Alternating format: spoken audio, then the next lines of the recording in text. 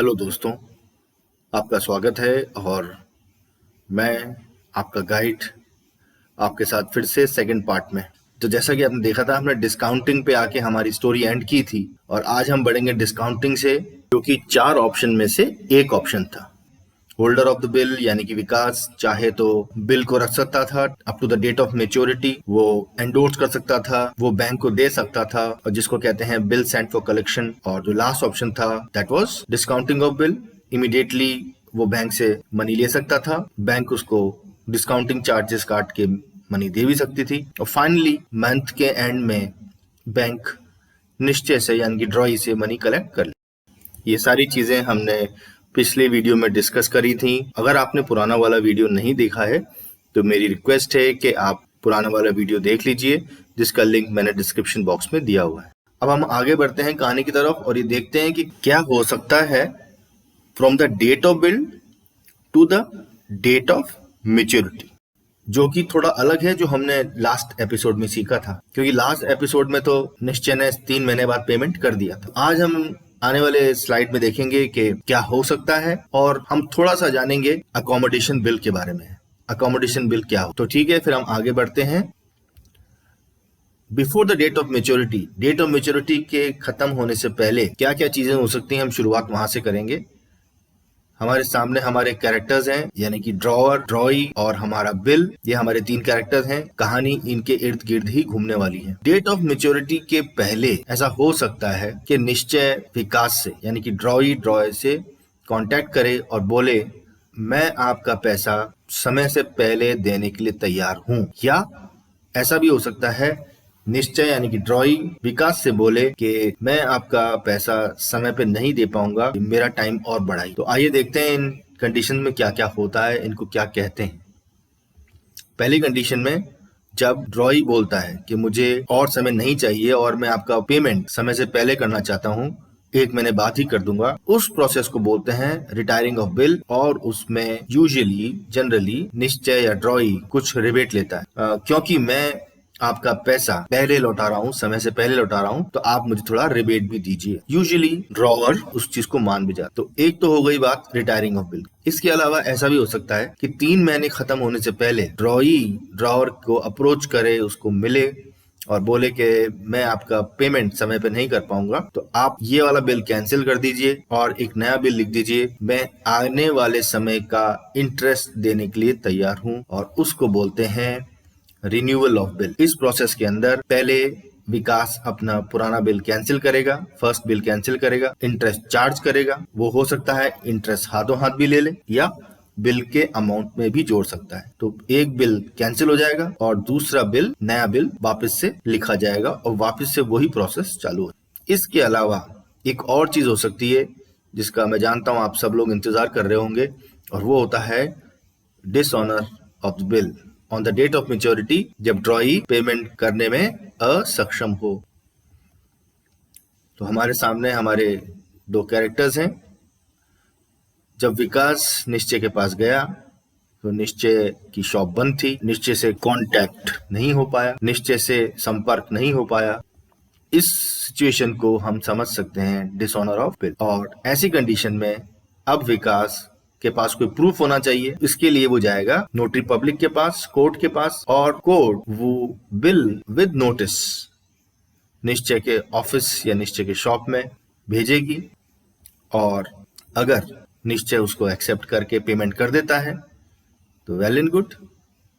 ऐसा भी हो सकता है कि निश्चय पेमेंट न करे, और इस कंडीशन में वो कहलाएगा डिसऑनर ऑफ बिल, क्योंकि बिल डिसऑनर हो गया है और उसके साथ प्रूफ्स भी आ गए हैं, क्योंकि ये जो कांटेक्ट हुआ था कलेक्शन का वो कोर्ट के थ्रू हुआ था। ये प्रूफ हो गया कि निश्चय ने या ड्रॉई ने समय पे पेमेंट नहीं किया। तो ऐसे कंडीशन के अंदर जो ये निश्चय है एक हमारा क्रेडिटर बन जाएगा। एक और इम्पॉर्टेंट चीज वो ये, जो बिल का अमाउंट है उसके साथ नोटिंग चार्जेस और भी खर्चा जो नोटरी पब्लिक को हमने पे किया है वो भी निश्चय को देना होगा। नोटिंग चार्जेस पे तो विकास ही करेगा, लेकिन अब वो नोटिंग चार्जेस निश्चय से कलेक्ट करेगा। इस चीज को और समझ लेते हैं। और भी जो हमारे 3 और कंडीशन थी जब बिल विकास के पास नहीं था, एंडोर्सिंग के time, bill send for collection के टाइम या डिस्काउंटिंग के टाइम, उस केस में क्या होता है? उस केस में भी डिसऑनर होने के केस में, चाहे वो बिल जॉय के पास हो एंडोर्सिंग वाले केस में, बिल सेंड फॉर कलेक्शन वाले केस में और डिस्काउंटिंग वाले केस में, इन सब केस में जो कम्युनिकेशन होगा वो कोर्ट ऑफ लॉ के साथ होगा और नोटरी पब्लिक के थ्रू ही लेटर जाएगा या उससे कम्युनिकेशन किया जाएगा निश्चय से।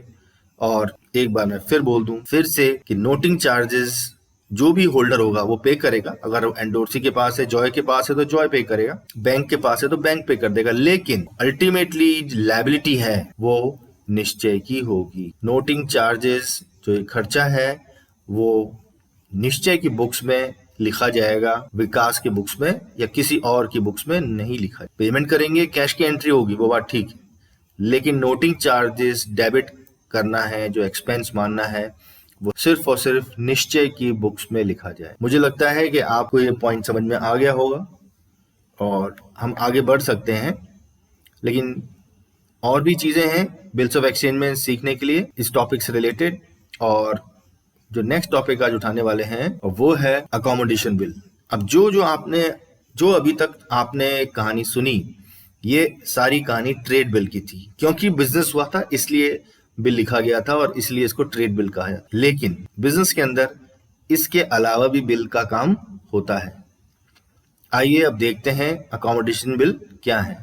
लेकिन आगे बढ़ने से पहले मैं आपको एक चीज याद दिला दूं कि अगर आपने हमारे चैनल को लाइक नहीं किया है, सब्सक्राइब नहीं किया है, तो आप प्लीज अब कर दीजिए और हम इसी तरह से अच्छी वीडियो आपके लिए बना पाएंगे। बेल आइकन को दबाने से आपको हमारे लेटेस्ट वीडियोस की इंफॉर्मेशन मिलती रहेगी। तो आगे बढ़ते हैं। सेम कंडीशन वो लोग हैं। अब यहाँ इंपॉर्टेंट चीज ये है कि मनी की जरूरत विकास को है। तो अब विकास को मनी की जरूरत थी, तो विकास ने निश्चय को कांटेक्ट किया कि निश्चय आप मेरा एक बिल एक्सेप्ट कर लीजिए और मैं आपका पेमेंट समय आने पे कर दूंगा। निश्चय ने यस कर दिया, ठीक है आप मुझे बिल भेज दीजिए। वापस से बिल आ गया, विकास ने साइन कर दिए, विकास ने साइन करके ही इनफैक्ट भेजा, निश्चय ने उसके बाद साइन कर दिए, बिल बन गया और विकास ने बिल बैंक को दे दिया और बैंक से मनी कलेक्ट कर लिया आफ्टर डिस्काउंटिंग। अब बैंक के पास बिल है, विकास के पास पैसे हैं। 3 महीने तक विकास ने मनी को यूज किया।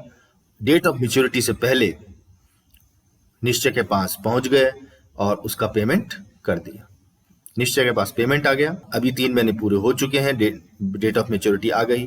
बैंक ने निश्चय को अप्रोच किया, निश्चय को संपर्क किया और निश्चय ने पेमेंट बैंक को कर दिया। तो ये प्रोसेस पूरा हो गया। तो ये होता है अकोमोडेशन बिल, जिसमें एक्चुअल ट्रांजैक्शन नहीं होता है। ऐसा भी हो सकता है विकास को और निश्चय को दोनों को ही पैसे की जरूरत थी। दोनों ने कहा ठीक है हम बिल लिख लेते हैं। 50,000 का बिल उसने एक्सेप्ट कर लिया निश्चय ने और वही प्रोसेस होता गया और अल्टीमेटली 25,000 विकास ने यूज कर लिए और बाकी यूज करने के बाद निश्चय को दे दिए।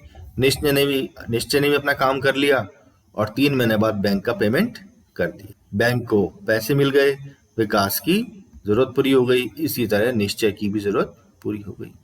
इसको कहते हैं अकोमोडेशन बिल। ऐसा भी हो सकता है कि विकास बिल लिखे निश्चय को और निश्चय भी बिल लिख दे विकास को। दोनों ने 50-50 हजार के बिल एक दूसरे पे लिख दिए और बैंक से डिस्काउंट करा लिया। दोनों का काम पूरा हो गया, पेमेंट भी मिल गया। तो इस तरह अकोमोडेशन बिल को भी यूज किया जाता है।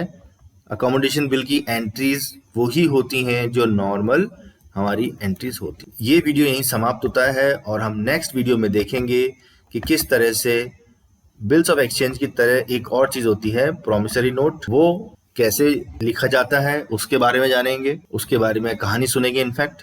और डिफरेंस देखेंगे कि बिल ऑफ एक्सचेंज में और प्रॉमिसरी नोट में फर्क क्या होता है, और हम देखेंगे इंपॉर्टेंट एंट्रीज, जनरल एंट्रीज जो कि बुक्स ऑफ निश्चय में होंगी या बुक्स ऑफ विकास में होंगी। चैनल को सब्सक्राइब नहीं किया तो प्लीज कर लीजिए। मुझे उम्मीद है कि आपको ये चैनल पसंद आया होगा। Please stay connected. Thank you for watching.